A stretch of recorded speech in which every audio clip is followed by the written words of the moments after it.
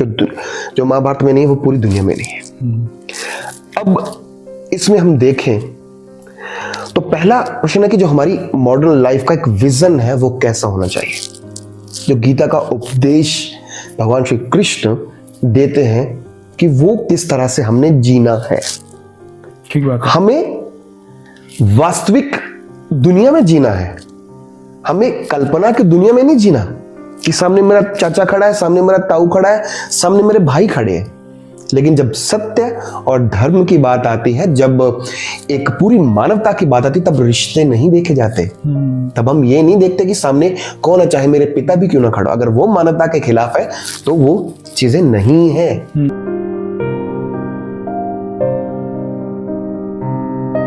नमस्कार जी, मेरा नाम है अंशुल बंसल और स्वागत है आपका दृष्टि पॉडकास्ट के न्यू एपिसोड में। हमारा मिशन है मिथ्स टू रियलिटी। देखिए, महाभारत एक ऐसा एपिक ग्रंथ है हिंदूज का जहां पर बहुत सारे मिथ्स फैले हुए हैं कि क्या महाभारत द्रौपदी के कारण हुई थी, क्या करण जी एक विलन थे या हीरो थे।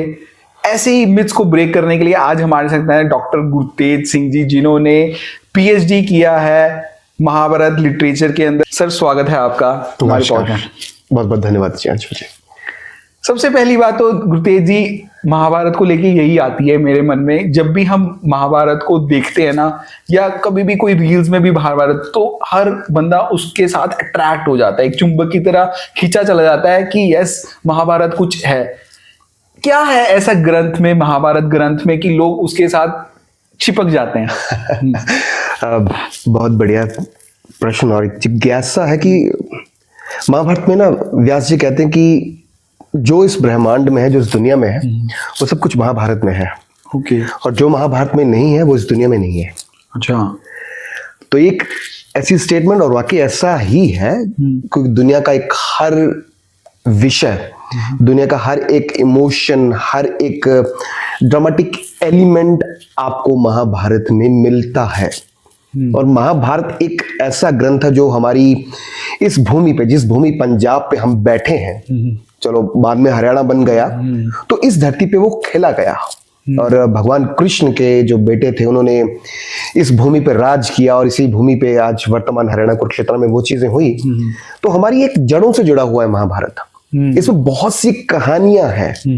कहानियां राजाओं से लेके एक आम जो वनवासी संप्रदाय है वहां तक की कहानियां हैं। और जो आम जन है वो एक जुड़ाव महसूस करता है कि हाँ, कि मैं ये कहानी में हूं, ये कहानी मेरे से जुड़ी हुई है। दूसरा, जो कहानी हम बचपन से सुनते आ रहे हैं, हम दूसरे हमारे आराध्य हैं भगवान श्री कृष्ण, माँ द्रौपदी हो और या अर्जुन जी हो, और बाकी जो किरदार हैं वो हमारे साथ जुड़े हुए हैं, है ना। दूसरी एक उनकी चीज की एक ड्रामेटिक एलिमेंट, सबसे इंपॉर्टेंट एलिमेंट है किसी भी लिटरेचर का, किसी भी कहानी का, और किस तरह से वो बढ़े, किस तरह से वो लड़े और किस तरह से जुड़े, वो सबसे ज्यादा अट्रैक्ट करता है। कि भगवान श्री कृष्ण, जिनको हम विष्णु भगवान का अवतार मानते हैं, तो लेकिन अगर उनकी लाइफ देखें तो ड्रामेटिक एलिमेंट है। ठीक बात है। क्योंकि जन्म से ही उनका स्ट्रगल शुरू हो गया। वो ऐसा नहीं कि उनको सारी जिंदगी आराम मिला कि भगवान हूं मैं, तो विष्णु का अवतार, कि राजा नहीं पैदा हुए थे, है ना। हाँ। तो वो एक खुद है, वो हमें एक प्रेरणा देते हैं कि नहीं भाई, तो उनकी जन्म से उनका स्ट्रगल स्टार्ट होगा।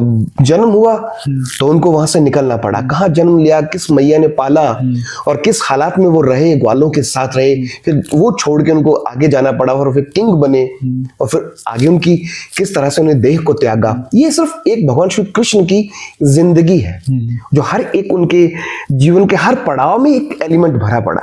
ठीक बात है। इसी तरह माँ द्रौपदी की बात करें तो उनका जन्म योनिजा है, वो योनि के जरिए पैदा नहीं हुई। यही एक ड्रामेटिक एलिमेंट है। अच्छा, भी कैसे?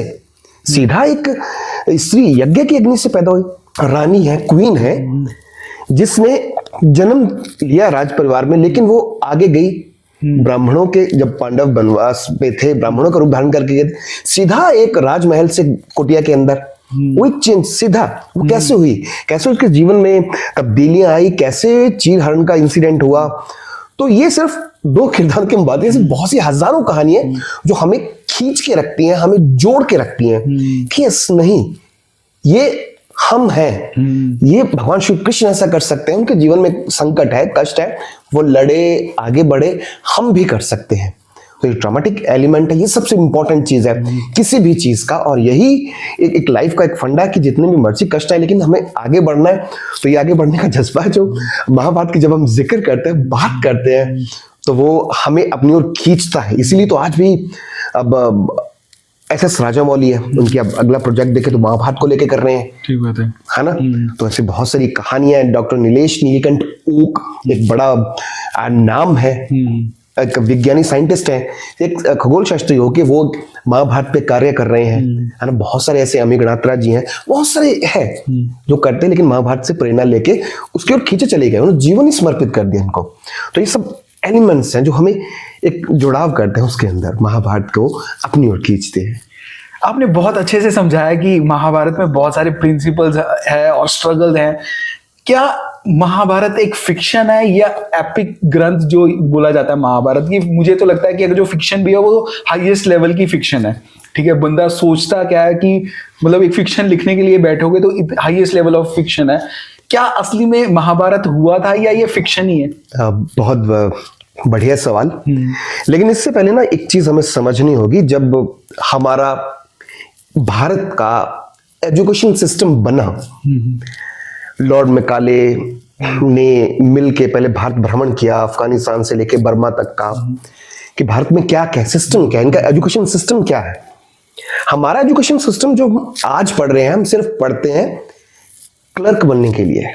हम कोई विद्वान नहीं पैदा कर रहे हमारे देश में, हम कोई अच्छे डिजाइनर नहीं पैदा कर रहे, चाहे वो चमड़े के कारोबारी हो या एक भवन निर्माण कला में हो या हम वास्तुशास्त्र कला हो। जितनी भी हमारी कलाएं हैं वो ब्रिटिशर्स को जरूरत नहीं थी उनकी। उनको क्या था कि अपना तंत्र चलाने के लिए चाहिए थे क्लर्क, और वो क्लर्क पैदा कर रही थी। मतलब अभी भी जो एजुकेशन सिस्टम है सारा का सारा ये बोला जाता है कि आप नौकरी पाले, हाईएस्ट लेवल ऑफ नौकरी पर, नौकरी है ना। कोई एंटरप्रेन्योर के पास बात ही नहीं करता है ना। हमारी एक सोच वही पड़ गई, हमने पढ़ना किस लिए, नौकरी लेने के लिए। तो बट हम अपना काम कब करेंगे, या हम अपनी जो कलाएं हैं उनको क्या करेंगे। तो ये यहां से हम खेल शुरू होता है सारा, कि जब उन्होंने एक धर्मपाल जी है, बहुत विद्वान हुए, उनकी एक बुक है द ब्यूटीफुल ट्री। वो पढ़ने वाली है, मतलब हर एक शख्स को वो पढ़नी चाहिए।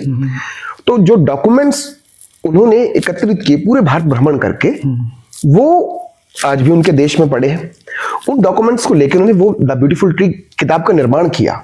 तो हमें पढ़ाया जाता कि भाई साहब जी, इनको जो हमारे हरिजन समुदाय है इनको आज्ञा नहीं थी जी पढ़ने की, ये फला स्त्रियों को पढ़ने नहीं दिया जाता था। लेकिन जब उनको पढ़ोगे, आपको बहुत पढ़ोगे, बहुत सारे चांडाल कम्युनिटी वो पढ़ाने जाते थे। जो चमड़े का कारोबार करते हैं वो पढ़ाने जाते थे। ठीक है, बहुत से ऐसे स्कूल जिसमें लड़कियों की संख्या ज्यादा है, वहां के उन्होंने कास्ट वाइज संख्या बताई हुई है पूरे इंडिया की, कि कहां कौन सा क्या था, क्या चीजें थी, ये चीजें उन्होंने करवाई। उनका पहला उद्देश्य था कि हम इनका जो इतिहास है, इतिहास को हम मिथिहास में बदल दें। इनको ये लगे नहीं भाई, ये तो चीजें हुई नहीं, जो चीजें बात आज आप कर रहे हो, हमारे जो वेद है, ग्रंथ है, शास्त्र है, स्मृतियां हैं, वो तो हजारों साल पहले कर गए ना। वो अपने चीज में है कि जो भी चीज है उसको बोल दो मिथिहास है जी, मैथोलॉजी है जी। लेकिन जब हम उसको पढ़ते हैं, पढ़ना एक नजर, एक वैज्ञानिक नजरिए से क्या चीजें हुई, महाभारत में जो घटनाएं हैं, जो स्थान है, क्या हमें स्थान आज भी मिलते हैं? मिलते हैं, सब कुछ मिलते हैं। हम अब इस शहर में बैठे हैं, तो इस शहर की बात करें तो ये एरिया का, इसका जो आसपास का एरिया है, यहाँ से हम मोहाली की तरफ से आगे जाएं, घड़ुआ है, तो वहाँ कैसी मान्यता है कि घटोत्कच की जन्मभूमि है, अभिमन्यु की पहली शादी वहां पे हुई। इसके जरिए जब हम निकलते हैं आनंदपुर साहिब की तरफ, वो वाला एरिया नाग कम्युनिटी आजकल ज्यादा मिलती है। उससे आगे यही निकल जाए पाकिस्तान की तरफ, तो यहाँ चकवाल वाला एरिया है, वहां पर पांडवों का वनवास हुआ। ये स्थान हमें मिलते हैं। चलिए हम ये भी मान लेते हैं कि अगर कोई कहे कि भाई साहब ये तो एक आप अपना धार्मिक नजरिया कर रहे हो जी, मान्यता, ठीक है, हमारी मान्यता है। तो डॉक्टर नीलेश नीलकंठ ओक भारतीय हैं, दक्षिण भारत से संबंध रखते हैं, अमेरिका में रहते हैं।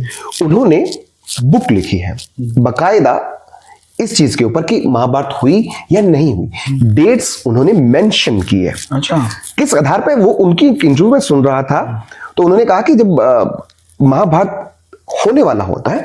जब भगवान श्री कृष्ण कहते हैं कि आप उनको 5 गांव दे दो यार, छोड़ो आप, तो वो कहते हैं कि नहीं भाई हम तो एक सुई नहीं देते। उल्टा आज भी दुनिया में है कि हमारी किसी भी देश के साथ जितने मर्जी संबंध खराब हो, लेकिन हम उसके राजदूत को, उसके एम्बेसडर को नहीं कुछ कहते, हम इज्जत से कहते कि भाई साहब आप अपने देश वापिस आइए। लेकिन जब उन्होंने भगवान श्री कृष्ण को बनाने की कोशिश की, बंधक बनाने की कोशिश की, जब वो वापस आते हैं तो कर्ण से मिलते हैं, उसमें वो बात करते हैं कि भाई साहब जब हम युद्ध होगा, जब अरुंधति जो तारा है, वशिष्ठ तारा, ये इस दिशा में होंगे तब हम युद्ध करेंगे।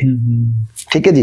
और क्योंकि उस समय फिर वो बकायदा उसमें वर्णन है कि उस समय एनवायरनमेंट है वो ऐसा होगा, नदी में पानी होगा, जंगलों में बहार होगी, उसमें जड़ी बूटियां, ये सब चीजें मिलेंगी।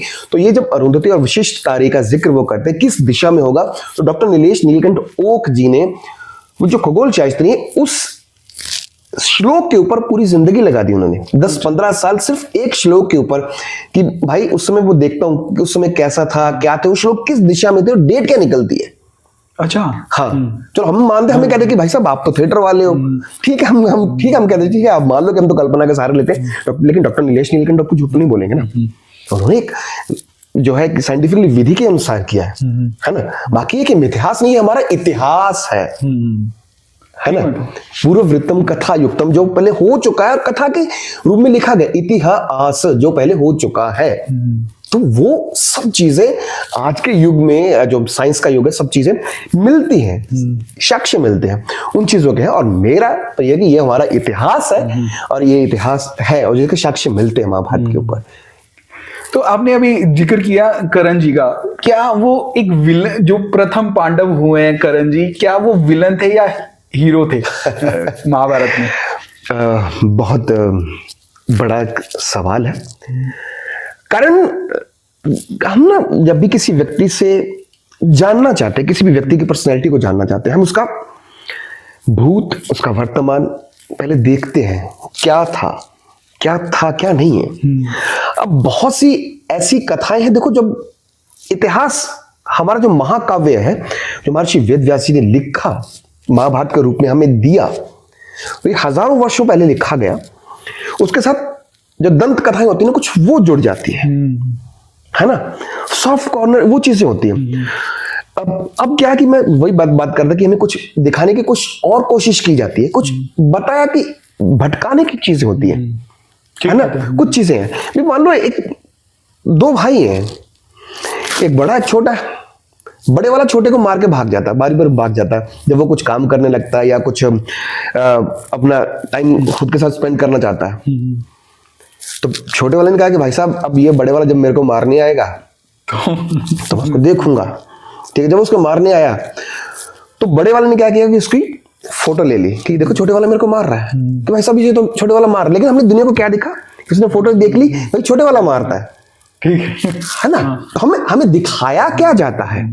अब जो मीडिया का युग है, सबसे बड़ी एक गेम है, हमारे तंत्र में रह के हमारे साहित्य का, हमारे इतिहास का सहारा लेके गलत इंटरप्रिटेशन करके हमें क्या दिखाना है, हमें वो चीजें दिखा जाता है कि भाई देखो ये तो ये होता जी, वो तो बेचारा था जी, इसने तो ये कह दिया जी, ऐसे ही होगा। लेकिन हमें महाभारत अगर देखनी है तो आपके या मेरे नजरिए से भी मत देखें, इसको सुन के भी ना देखें, बल्कि पढ़ें महर्षि वेद व्यास लिखते क्या है उसमें।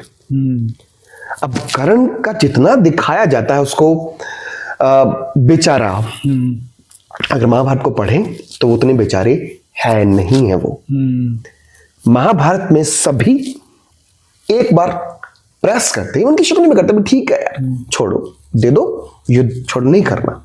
लेकिन कर्ण नहीं भाई, करो, लड़ो, ऐसे कैसे हो जाएगा, हम तो लड़ेंगे जी, देना ही नहीं, कुछ नहीं करना। देखिए एक दोस्ती, हम कहते हैं कि जो तो एक अच्छा दोस्त था जी, उसने दोस्त का साथ दिया, नो डाउट। मान लो अगर मैं हूं एक, आप मेरे दोस्त हो, ठीक है जी, मुझे ड्रग्स की लत लग गई, आप मेरे दोस्त किस विषय में कहलाओगे? आप ये कहोगे ठीक है जी गुरतेज ये ले और ये मैं लेके आ रहा हूं तेरे लिए ड्रग्स, ले कोई बात नहीं, तू मेरा दोस्त है, मैं तेरे साथ खड़ा हूं। और दूसरी यह है कि आप मेरे को समझाओगे नहीं गुरतेज यार ऐसा नहीं करना, तो इसमें सभी की हानि है। ठीक बात है। तो इसमें फिर दोस्ती कहां से गई? सही बात है कि भाई अगर वो उसके भाई है, 3 पीढ़ियां खत्म होगी, विश्व का प्रथम युद्ध, विश्व युद्ध हो गया, हमारी टेक्नोलॉजी खत्म हो गई, बड़े बड़े साइंटिस्ट खत्म, ऐसा नहीं कि कौरवों में उनके पास कोई माइंड नहीं था, भाई उनके पास भी एक बड़ा माइंड था, एक बड़े साइंटिस्ट थे, योद्धा थे, लेकिन खड़े किस तरफ हो गए? क्या कर्ण को तब दिखाई नहीं दिया कि भाई मैं ऐसे करूं कि नहीं ये युद्ध रोका जा सकता, मैं उसको समझाऊं, मेरा दोस्त है। वो दोस्ती किस तरह से खड़े थे? जब आप महाभारत को पढ़ते हैं, द्रौपदी को वेश्या तक बोलने वाला शख्स कर्ण। तो अब और कोई उसको नहीं बोलता। जब उसका चीर हरण की बात आती तो सबसे पहले उकसाने वाला कर्ण। तो क्या ये चीजें उनकी चीजें हैं? फिर कहते हैं कि नहीं जी, द्रौपदी ने तो कर्ण का अपमान किया था जी, अंधे का पुत्र अंधा कहा, फिर उसने, हाँ सॉरी, अंधे का पुत्र अंधा वो दूसरी इंसिडेंट है, हाँ भी उसने तो कहा था कि सूतम ना व्रयामि, अभी तो मैं सूत के साथ शादी नहीं करूंगी, ऐसे ही करूंगी। अब 259 के करीब आदि पर्व की मिलती है, कॉपीज मिलती है, उसमें से सिर्फ अब देखो 4 या 5 एक ऐसी मिलेंगी जिसमें उन्होंने कहा कि भाई कर्ण का उसने अपमान किया। बाकी किसी में ये घटना नहीं मिलती कि उसने कर्ण का अपमान किया, उसको सूतपुत्र ऐसे कहा, तो वो चीजें नहीं है। तो लेकिन हमें दिखाया क्या गया कि नहीं जी, द्रौपदी ने ये हरकत की थी, तो ये था। अगर उसने ये हरकत की थी तो क्या एक पूरी सभ्यता को, एक पूरे किंगडम को, एक साम्राज्य को झोंक देना ये अच्छी बात है? ठीक बात है, नहीं है ना।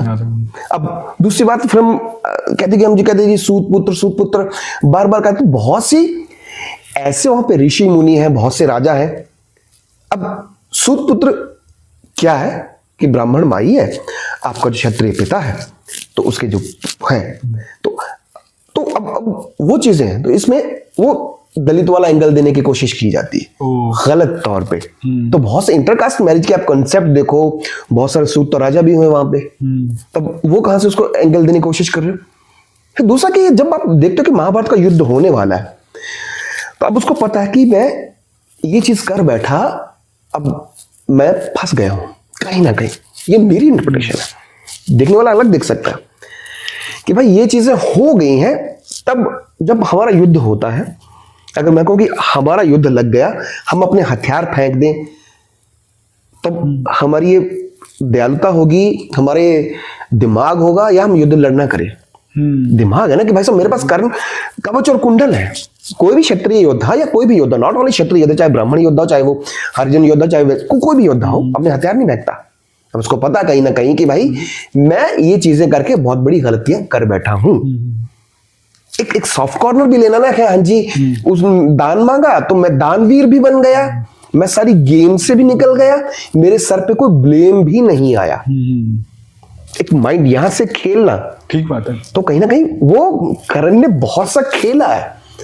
तो तब वो कहा गया कि भाई आप एक स्त्री को, जिसको पीरियड्स आए हुए हैं उस दौर, जब उसका चीरहरण कर रहे हो, आप उसको एक वैश्य बोल रहे हो, आप उसको उकसा रहे हो कि ये चीजें करो, काय का यहाँ दानवीरता या आपकी वो चीजें नहीं रह जाती है ना। तो कहीं ना कहीं बहुत डार्क कैरेक्टर है, जिसको एक पॉजिटिव वे से प्रस्तुत करने की कोशिश की गई, एक एंगल देने का, उसको एक कास्टिज्म का एंगल देने का दिया गया कि हाँ जी वो ऐसा था इसलिए उसके साथ ऐसा हो गया, तो जाति पाति फला ऐसी बातें करने लगते हैं, हमें ये दिखाया जाता है। लेकिन अगर आप देखो, जब वो ब्राह्मण बन के रहते हैं, कुम्हार जाति के लोगों के घर में वो रहते हैं, फिर तब क्या था वो? ठीक बात है। तब क्या जाति पाति नहीं थी? नहीं थी भाई। तो एक ब्राह्मण उसकी जाति की कुटिया में रह रहे हैं, भगवान श्री कृष्ण के जितने भी दोस्त थे वो कौन थे? ग्वाले। जब वनवास पे जाते हैं माँ द्रौपदी पांडवों के साथ, वो सारे वनवासियों को लेके, आदिवासियों को लेके, भीलों को लेके उनकी सेवा करती, उनको जब खिला देती अपने पात्र से, उसके बाद अपना खाना खाती, तो वो यहाँ थी।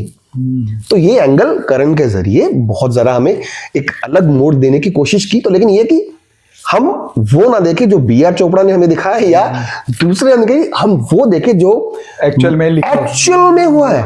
क्योंकि पूरे विश्व में 1259 यानी कि 1259 के करीब जो है स्क्रिप्ट्स मिलती हैं महाभारत की। ओके। हाँ, तो एक इंस्टीट्यूट है Bhandarkar oriental research institute Pune, उसमें स्कॉलर्स ने मिलके सारी प्रतियां इकट्ठी की, उसमें देखा कि अच्छी मतलब है जो ऑथेंटिक क्या चीजें वो बनाई उन्होंने, वो एक ऑथेंटिक मानी जाती है, चाहे इन चीजों को पढ़ना चाहिए। वो चीज पढ़ो कि उन्होंने क्या लिखा, वेद व्यास ने क्या लिखा, उन चीजों को ये पढ़ो। चाहे इंग्लैंड में आजकल उनकी खेली जाती है, बाली में खेली जाती है, तो वो क्या चीजें हैं, वो नहीं, व्यास की प्रतियां पढ़ो, उसमें क्या है, उसमें कर्ण ने क्या आ गया। कर्ण को मैं दिखाने को पॉजिटिव कुछ भी दिखा सकता हूँ, ठीक बात है ना। तो ये कि हमें अपनी नजर से देखना हो कि एक्चुअल में वो क्या है। तो महाभारत को पढ़ना होगा, उसके पन्ने खोल के पढ़ने होंगे कि वो किस तरह से, कोई भी एक कदम हम चलते हैं तो किस तरह से चलते हैं। तो हमने, वो कहते हैं ना कि हम बहुत सारे भी हमने कत्ल कर दिए, फिर हमने 2 लड़कियों की शादी कर दी, नहीं जी वाह जी वाह, ये तो बहुत बड़ा जी, ऐसे है जी, है ना। जैसे सही बात है कि राजनीति में होता है ना, ठीक है। 4 साल पूरा दबा के हमने करप्शन की, लेकिन आने वाले साल में ये इनको पैसे फ्री, उनको ये बात, तो ये कहीं ना कहीं वो चीजें लगती है ना। गुरुतेज जी, आपके साथ ना बैठ के ऐसा लग रहा है कि ज्ञान की गंगा बह रही है महाभारत की, और हम उसमें बह ही जा रहे हैं। तो मतलब एक और पात्र निकल के आता है जो बोला जा रहा है आजकल मॉडर्न टाइम्स में, ऐसे बोलते हैं कि जो महाभारत हुई थी ना, वो द्रौपदी के कारण हुई थी। क्या असली में द्रौपदी के कारण हुई थी, या ये मिथ है या रियलिटी है कि महाभारत जो हुई थी द्रौपदी के कारण हुई थी? कोई भी चीज घटना होती है ना, जब घटित होती है उसके पीछे बहुत से कारण होते हैं। छोटे छोटे चीज मिलके एक बड़ा ब्लास्ट होती है। अब द्रौपदी के ऊपर ये भांडा फोड़ने की कोशिश की गई कि उसने महाभारत करवाया, उसके कारण ये महाभारत हुआ। तो बड़ा कहते कि जी द्रौपदी ने कहा जी अंधे का पुत्र अंधा, इसके कारण महाभारत हो गई। ये हमारे बहुत से 1-2 फिल्म स्टार्स भी हैं, उन्होंने भी यही बात बोली। 1-2 हमारी फील्ड के थिएटर के, चलो नाम लेना नहीं अच्छा समझते, उन्होंने भी ये कहा कि भाई द्रौपदी ने ये बोला। द्रौपदी ने तो नहीं बोला ना, ये बोला बी आर चोपड़ा ने। अच्छा, कि अंधे का पुत्र अंधा, ये महाभारत हुई। देखो कोई भी चीज जब हम फिल्म तैयार करते हैं या हम नाटक तैयार करते हैं, हम थिएटर आर्टिस्ट, तो जब हम नाटक करते हैं तो नाटक के लिए हमें क्या चाहिए, मसाला, बेसिक नीड है। पॉडकास्ट के लिए भी आजकल मसाला की है ना। तो मसाला चाहिए, तो मसाला कैसे आएगा, किस करेक्टर के मुंह में हमने अपने शब्द देने हैं, वो शब्द उस नाटककार ने दिए, उस राइटर ने दिए।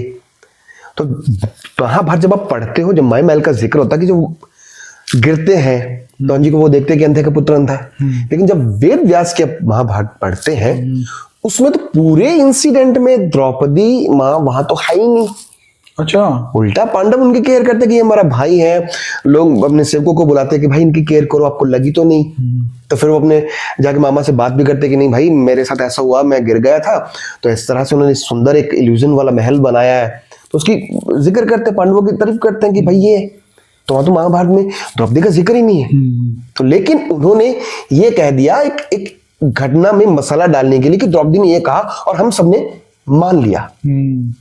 आजकल क्या हो गया, किसी ने हमें कुछ कह दिया, हम उसको तुरंत मान लेते। अच्छा जी ये कहा, हम जैसे सो कॉल्ड डॉक्टर लोग, सो कॉल्ड और बड़े बड़े लोग कुछ भी बोल दे, सामने वाला हम यस उसने कहा तो ठीक ही कहा होगा, ठीक बात है, चाहे झूठ ही बोल दे। अब वही है कि 10 बारी झूठ को बोलते रहो वो सच माना जाता है, सच माना जाता है ना। क्योंकि उस समय बी आर चोपड़ा का एक आज भी चलो उनका नो डाउट उनका नाम है, तो लेकिन वेद व्यास ने तो वो कहा नहीं। फिर वो कहते कि हाँ जी ये हो गया जी, फिर जिसकी जी फिर बात कर रहे थे कर्ण की, उसने कर्ण का अपमान किया, ये कहा जी सूत है दिस एंड दैट, वो सारी मुझको इंसिडेंट दे देते थे। लेकिन उसके पिछले आप इंसिडेंट देखो ना क्या है। सही बात है। अगर उनकी नफरतें हैं तो जो पांडव, अगर ये महाभारत वो उसमें आए तो लाक्षागृह में जब उनको जलाने की कोशिश हुई, वो कौन से इंसिडेंट थे? भीम को जब बांध के छोड़ देते अब नहर में मारने के लिए, तो वो क्या चीजें थी? वो बच्चे जिनके सर पे बाप का साया नहीं है। भगवान श्री राम जीवन में एक बार वनवास गए, ठीक बात, उससे 2 गुना वनवास तो पांडवों ने कर लिया ना।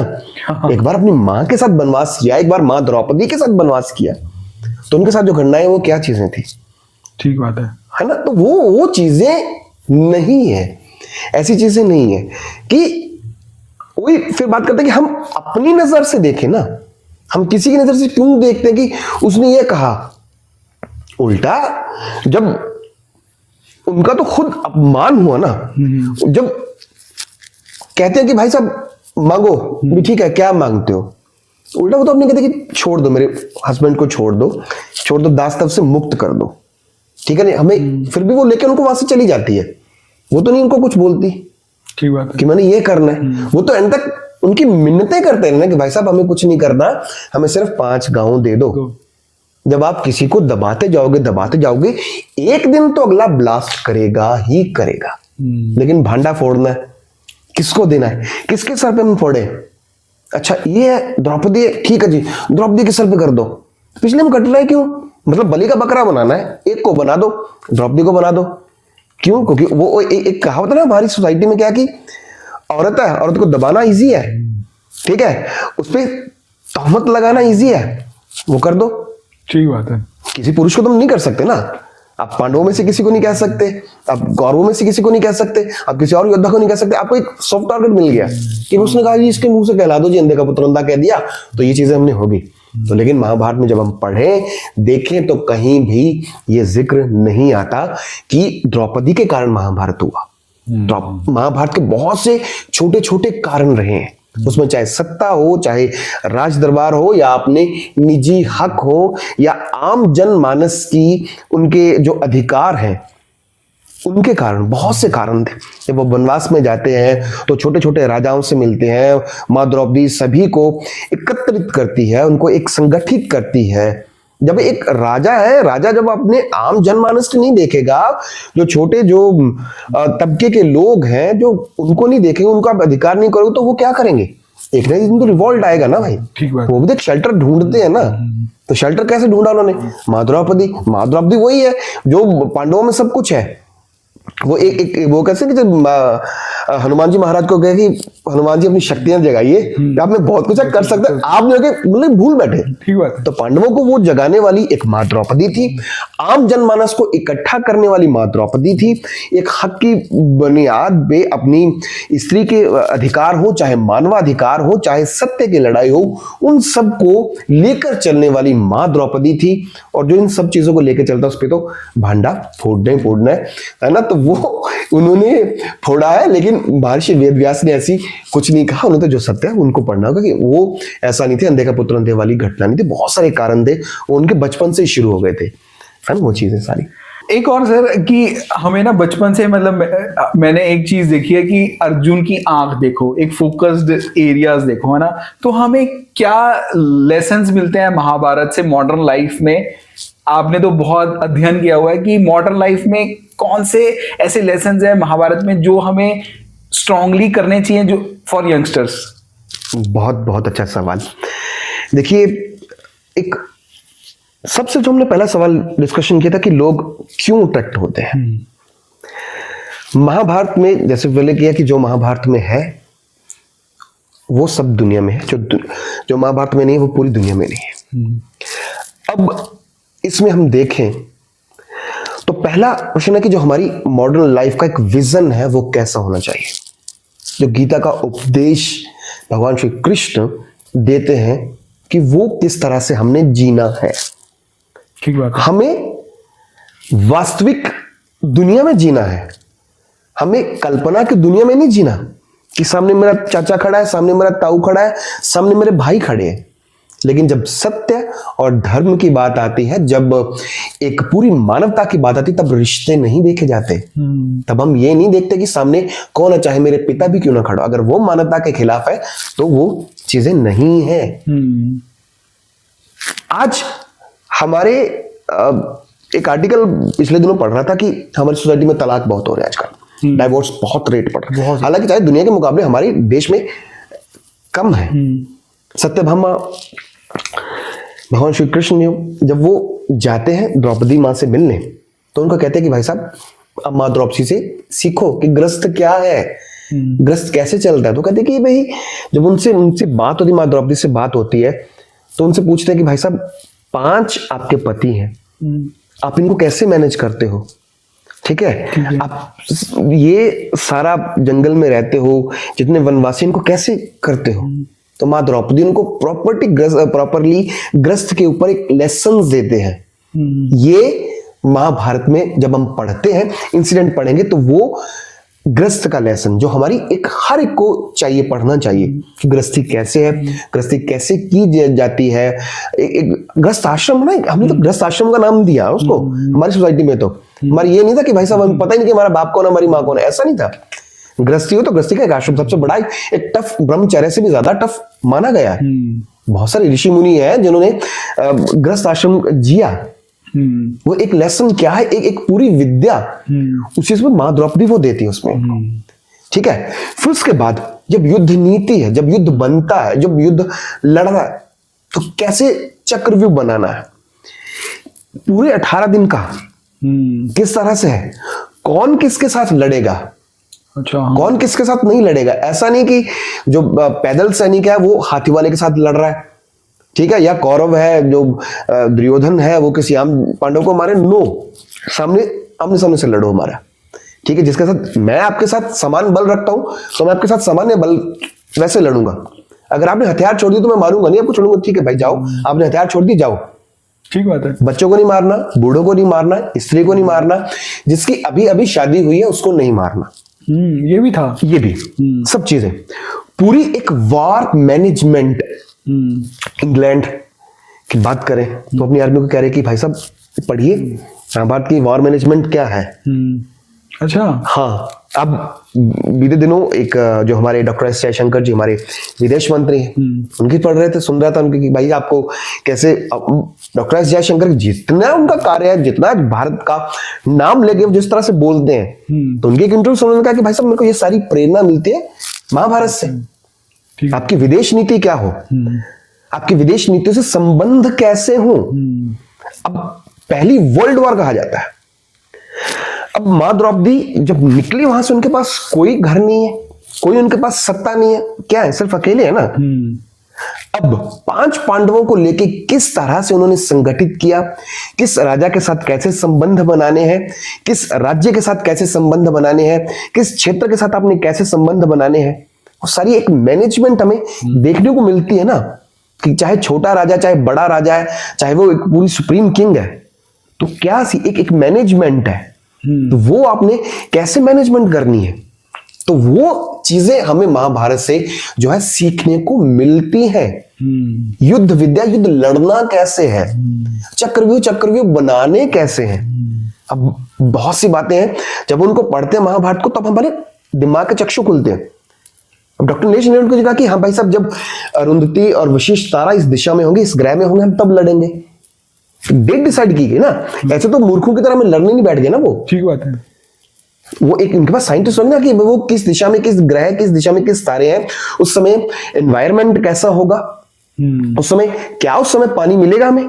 नेचुरली जब खून बहेगा, लड़ेंगे, लोग मरेंगे, कटेंगे, पानी चाहिए ना, भोजन बनाना है, पानी चाहिए, घायल है, जड़ी बूटियां चाहिए, दवाएं चाहिए। तो वो सारा उनका आप देख लो कि अगर वो ग्रह तारों के हिसाब से खगोल के इतना काम कर सकते तो उसमें क्या क्या नहीं हमें मिलेगा। ठीक बात।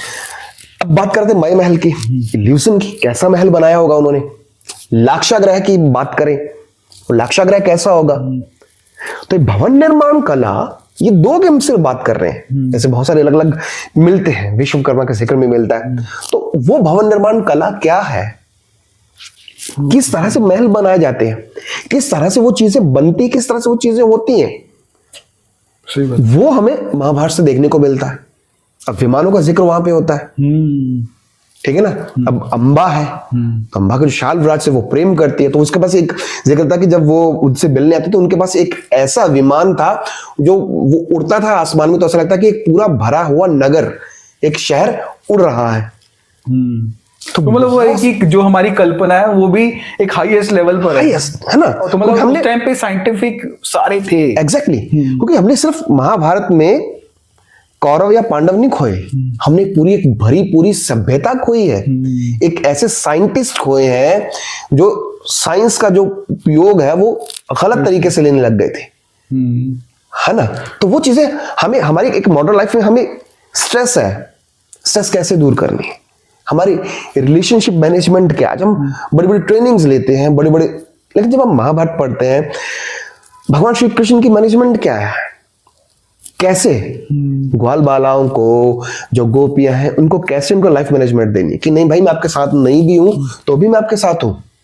किसके बिना जीना कैसे है, ठीक बात है। एक प्रेम की परिभाषा क्या है, एक माँ द्रौपदी प्रेम की परिभाषा देती हैं, एक गुरु शिष्य की परंपरा क्या है, वो कैसे जी जाती है, वो महाभारत हमें सिखाता है किस तरह से किन चीजों को मैनेज करना है ना। तो लाइफ में जो चीज हमें चाहिए, जिन चीज में, वो हमें अगर महाभारत पढ़ना शुरू करें, महाभारत को एक अपने नजरिए से देखना शुरू करें, तो लाइफ का ऐसा कोई भी पोर्शन नहीं है, कोई भी ऐसा पार्ट नहीं है वो ताकि हम उसको जीत ना सके।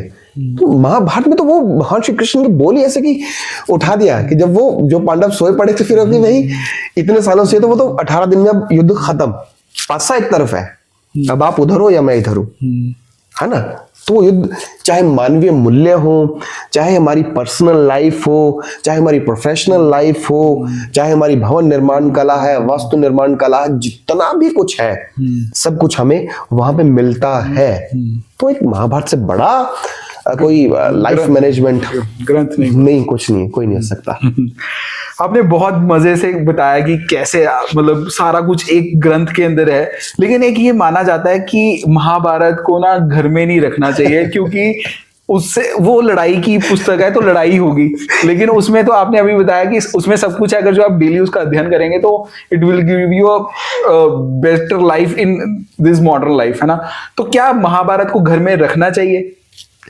अच्छा, मैं आपको एक चीज दूंगा, ये श्लोक आप अपनी स्क्रीन पे दिखाइएगा। अब क्या है लिटरेचर, साहित्य, जो इंसान इनसे जुड़ता है ना, वो अपनी जड़ों से जुड़ा रहता है। जो अपना अतीत भूल गया उसका भविष्य खत्म है। भारत के पास क्या है कि हम अपने अतीत से जुड़े हुए हैं, हमने अपना अतीत नहीं छोड़ा। दुनिया में जितने भी कंट्रीज है, जितने भी देश है, चाहे यूरोप है, चाहे ऑस्ट्रेलिया है या अफ्रीका महाद्वीप है, इनके पास क्या अपना इतिहास मिलता है? नहीं मिलता। ज्यादा से ज्यादा 500, 1000, बस दैट्स इट। हम युगों की बात करते हैं, हम सतयुग से लेके चलते हैं। गुरु ग्रंथ साहब जी में एक श्लोक आता है ना, सतयुग तय मान्यो छल्यो बलि बामन भयो, त्रेता तय मान्यो राम रघुवंश कहायो, द्वापर किशन मुरार कंस कृतार्थ कियो, अगर सैन को राज अभय भक्ता जन दियो, कलयुग फरमान गुरु नानक गुरु अंगद गुरु अमर कहायो, श्री गुरु राज अटल अभिचल आदि पुरख फरमायो। गुरु ग्रंथ साहब ने सतयुग से उन्होंने जिक्र किया कि बलि, राजा बलि को छला, बौने ब्राह्मण का रूप धारण करके। त्रेता तय मान्यो राम रघुवंश कायो, त्रेते में वो राम जी बन के आए, है ना, रघुवंशी बन के आए ना। द्वापर किशन मुरार कंस कृतार्थ, कृष्ण बन के आए, कंस को मारा, अगर सैन को राज अभय भक्ता जन दियो। फिर कलयुग में वो शक्ति गुरु नानक देव जी, गुरु अंगद देव जी महाराज 10 गुरु परंपरा के रूप में हमारे सामने आई। हमने एक इतिहास संजो के रखा है। ठीक बात है। हमारा इतिहास, हमें पता है कि हमारे देश में बहुत सी जातियां, बहुत से धर्म, बहुत से संप्रदाय हैं। दूसरे कंट्रीज में थोड़ी सी बात घूम रही है, लेकिन कोई वापस इस बात पे आऊंगा। हमें क्या कि दूसरी जो देश है उनमें एक कंसेप्ट है कि भाई आप एक किताब को मानोगे, एक ही आपका धर्म होगा, उसके अलावा आप कुछ नहीं कर सकते। आप करोगे तो आपको मारा जाएगा। ठीक बात, राइट। हमारे देश में ये कंसेप्ट नहीं है। अगर आप एक किताब को अपना गुरु मान रहे हो, दैट्स इट, आप सही हो। आप एक इंसान को गुरु मान रहे हो तो भी सही है। आप कह रहे हो कि मेरे लिए एक पट्टर ईश्वर है, तो भी आप सही हो।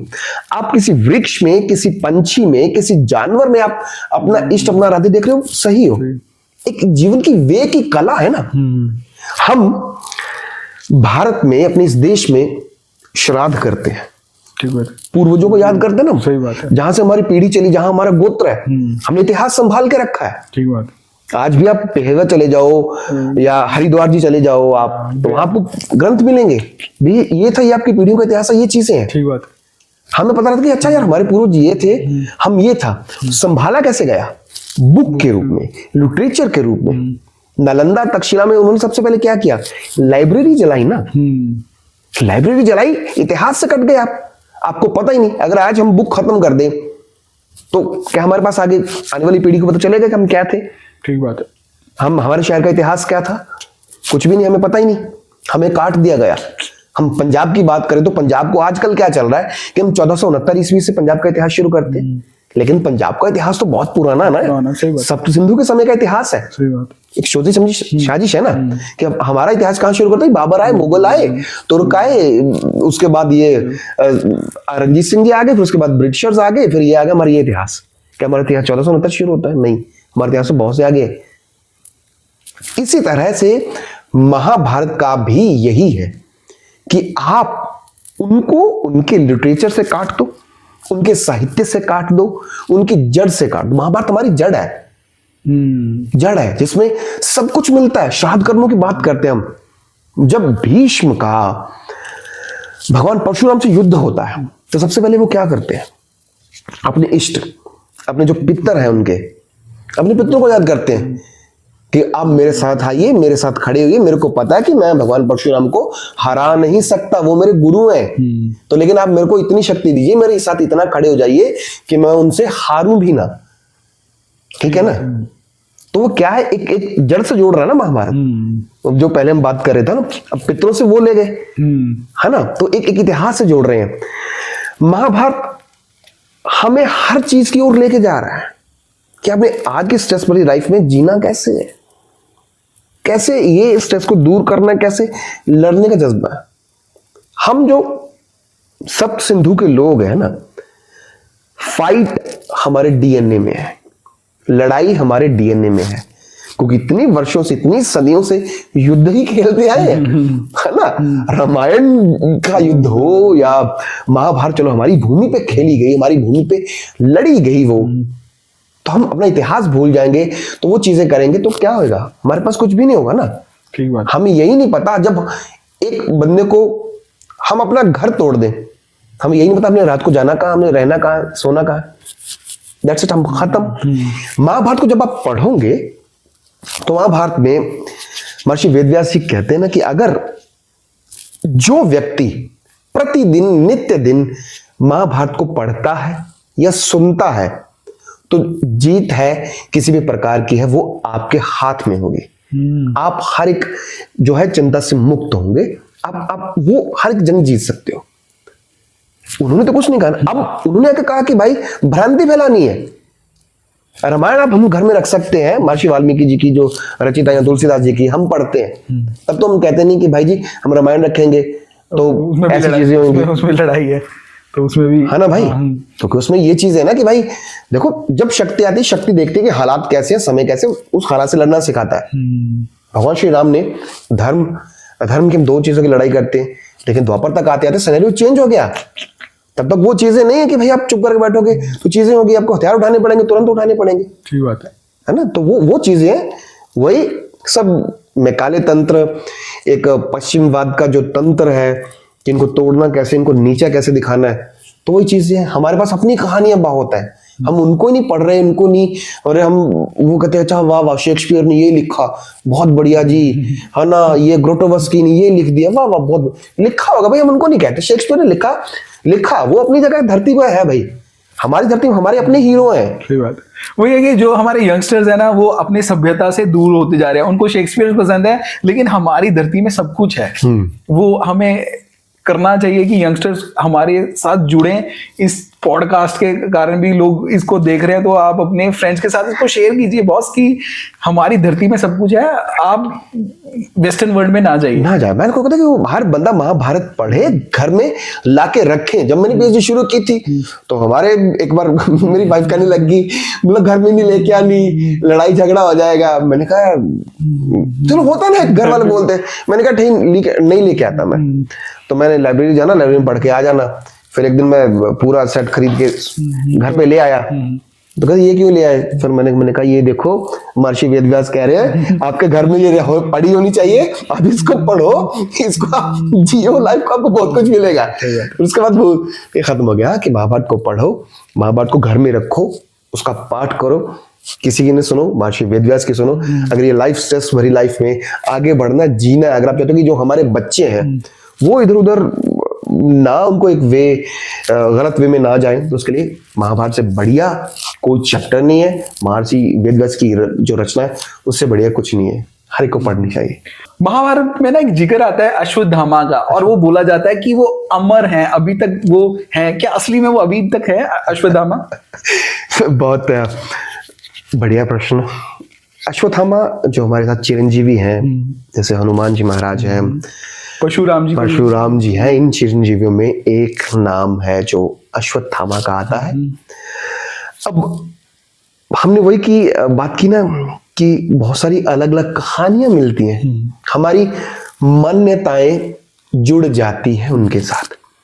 बहुत सी कहानियां हैं आपको महाभारत में नहीं मिलेंगी, भागवत पुराण में मिलेंगी, है ना, या कुछ किसी और देश की और प्रांत की जो फोकलोर्स हैं, उनकी दंत कथाएं हैं, उनमें मिलेंगी।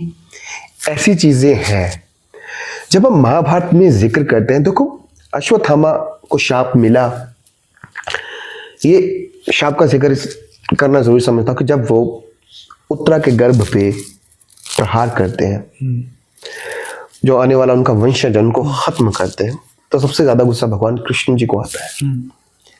ये फिर वही आज के समय में क्या करते हैं, भगवान श्री कृष्ण कहते हैं कि भाई साहब, आप दुनिया में कुछ भी पाप कर लो, कुछ भी कर्म कर लो, मैं माफ कर दूंगा, इतना दयालु हूं मैं।